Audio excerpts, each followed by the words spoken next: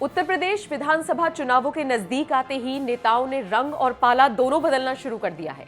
अब तक कई बड़े चेहरे अपनी पुरानी पार्टी को छोड़कर नए खेमे में शामिल हो चुके हैं। तमाम दल भी राजनेताओं के वोट बैंक के आधार पर टिकट बांट रहे हैं ताकि पार्टी को फायदा हो सके और सत्ता में काबिज हुआ जा सके। हालांकि इस गठजोड़ की राजनीति में सबसे बड़ी सेंधमारी खुद मुलायम सिंह के घर में हो गई, और वो तब जब उनकी छोटी बहू अपर्णा यादव बीजेपी में शामिल हो गई। इस बड़ी सेंधमारी के बाद अखिलेश ने क्या कुछ कहा था, ये आपको आगे सुनवाएंगे। फिलहाल पिछले काफी वक्त से योगी सरकार के बड़े मंत्रियों का, बड़े नेताओं का सपा में शामिल होने का सिलसिला देखा जा रहा था। बदले में बीजेपी की तरफ से ऐसी कार्रवाई हुई कि सपा चुनाव से पहले ही चित होती हुई दिखाई दी। खैर, सिर्फ अपर्णा यादव ही नहीं बल्कि उनसे पहले भी बीजेपी मुलायम के रिश्तेदारों को कमल का फूल थमाकर अपने खेमे में कर चुकी है। जैसे इस लिस्ट में फिरोजाबाद की सिरसागंज सीट से सपा विधायक हरिओम यादव हैं, जो मुलायम के समधी हैं। दरअसल हरिओम यादव के सगे भाई रामप्रकाश नेहरू की बेटी मृदुला यादव की शादी मुलायम सिंह यादव के बड़े भाई रतन सिंह यादव के बेटे रणवीर सिंह यादव से हुई थी। मुलायम के समधी हरिओम यादव को पार्टी में शामिल कराने के बाद बीजेपी ने उनके साडू प्रमोद गुप्ता को भी पार्टी ज्वाइन करा ली थी। प्रमोद मुलायम की पत्नी साधना के बहनोई है।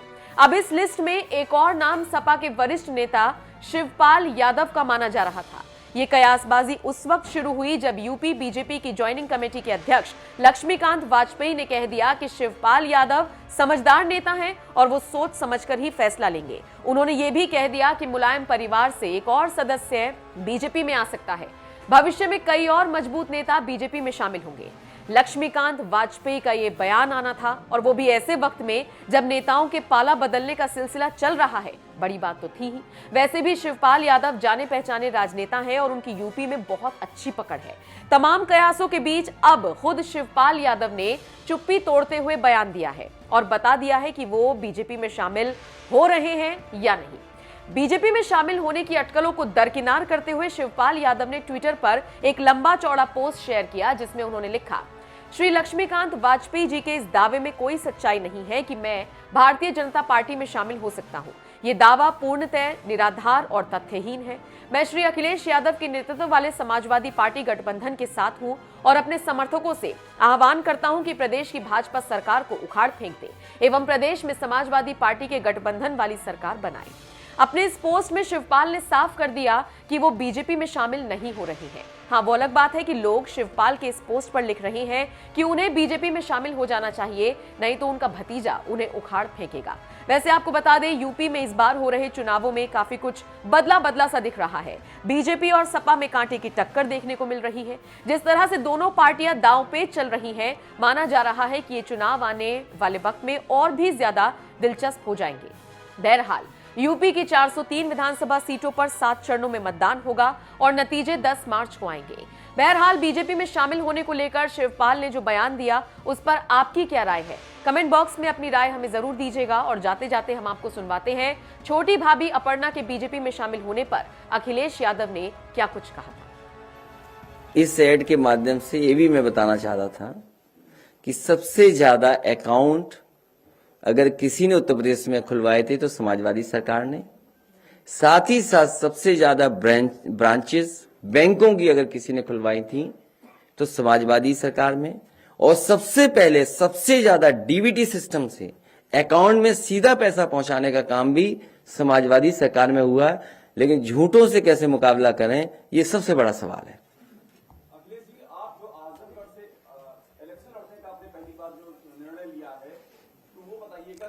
मैं आजमगढ़ की जनता से अनुमति लेकर के ही चुनाव लड़ूंगा, अगर चुनाव लड़ता हूं तो। नहीं, आजमगढ़ की जनता से अनुमति इसलिए लेनी पड़ेगी, वहां के लोगों ने मुझे जिताया है। और दूसरा अहम सवाल है, अपर्णा यादव बीजेपी में शामिल हो गई हैं आपके परिवार की, और बाकायदा प्रेस कॉन्फ्रेंस में नाम दिया, किशोर मौर्य ने नेताजी का नाम दिया बाकायदा। तो ये आपके परिवार में सेंधमारी की जो बात, इस पर क्या कहना है आपका? सबसे पहले तो मैं बधाई दूंगा और शुभकामनाएं, और साथ ही साथ हमें खुशी इस बात की है कि समाजवादी विचारधारा का विस्तार हो रहा है। समाजवादी विचारधारा का विस्तार जो हो रहा है, मुझे उम्मीद है कि हमारी विचारधारा वहां भी पहुंच करके और संविधान और लोकतंत्र को बचाने का काम होगा। आपको लगता है नेताजी का आशीर्वाद होगा इस कदम के पीछे? नेताजी ने बहुत कोशिश की समझाने की, नेताजी ने बहुत कोशिश की समझाने की। इससे जुड़ा आखिरी सवाल, क्या टिकट आप नहीं दे रहे थे इसलिए ऐसा कदम उन्होंने उठाया? टिकट अभी पूरे नहीं बटे हैं और टिकट किसको मिलना है किसको नहीं मिलेगा ये क्षेत्र और जनता पर निर्भर करता है और हमारी इंटरनल सर्वे रिपोर्ट पे भी निर्भर करता है।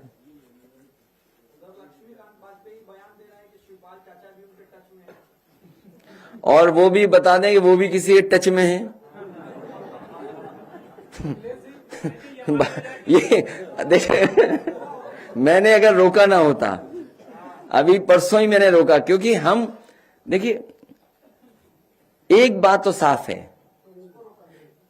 एक बात तो साफ है कि समाजवादी पार्टी ने जिनको लिया है और जिनको साथ लेकर के आए हैं उनका जनाधार है और व्यापक जनाधार है, जिन लोगों को समाजवादी पार्टी में जोड़ा है। और आज जरूरत के हिसाब से और जिन राजनीतिक परिस्थितियों में आज चुनाव आगे बढ़ रहा है उसमें समाजवादी पार्टी का कोई मुकाबला नहीं कर सकता।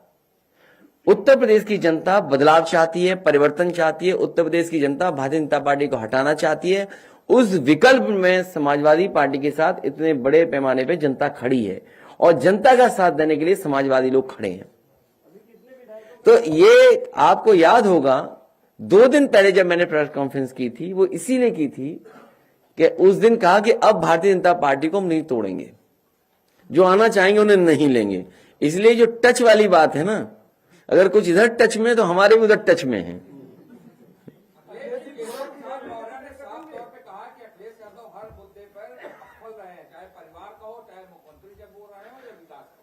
उनका एक प्रिय काम था जानवर की स्वस्थ रखना, एक जमाने में उनका बहुत प्रिय काम था ये।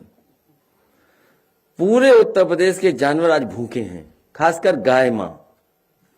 आप में से पत्रकार साथी किसी गांव चले जाइए आप, गाय मां भूखी हैं और जो गाय मां को भूखा रखता है उससे पाप पड़ेगा। इस बार भारतीय जनता पार्टी पे गाय मां का पाप पड़ने जा रहा है। अखिलेश जी, गोरखपुर में कोई बड़ा नाम है, वो कब पार्टी में शामिल होगा? अभी टच वाली बात चल रही है कौन किसके टच में है।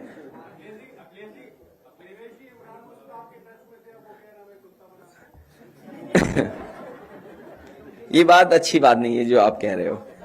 राजनीति में परिस्थितियों के हिसाब से नहीं वो ठीक है, ठीक बात है जो आप कह रहे हो। मैं समझ गया बात को, मैं बात समझ गया, लेकिन यहां मत कहिए बात। नहीं यहां मत कहिए।